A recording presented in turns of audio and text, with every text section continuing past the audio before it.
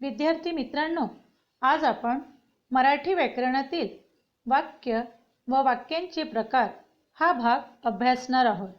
Types of sentences. आपणा सर्वांना माहिती आहे, अक्षरांपासून शब्द आणि शब्दांपासून वाक्य बनत असते. शब्दांचा क्रम हा अर्थपूर्ण असतो. तर वाक्य म्हणजे काय? वाक्य म्हणजे संपूर्ण अर्थ व्यक्त करणाऱ्या शब्दसमूहाला वाक्य असे म्हणतात. म्हणजेच पूर्ण अर्थाचे बोलणे अथवा लिहिणे यास वाक्य असे म्हणतात. वाक्याचे मुख्यतः दोन भाग असतात, उद्देश्य आणि विधेय.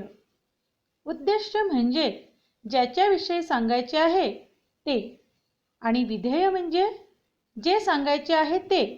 कशाबद्दल? उद्देशाबद्दल. उदाहरणार्थ, गीताने अभ्यास केला होता. यात गीताविषयी सांगितले आहे म्हणून गीता हे उद्देश्य.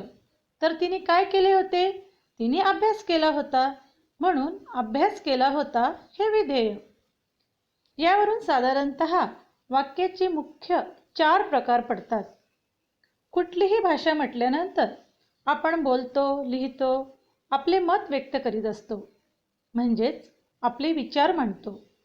हे विचार कधी साध्या वाक्यात असतात, कधी प्रश्न स्वरूपात असतात, तर कधी कधी हे विचार आपल्या मनातील होकार, नकार, आनंद, दुःख, आज्ञा, विनंती अशा अनेक भावना प्रगट करतात.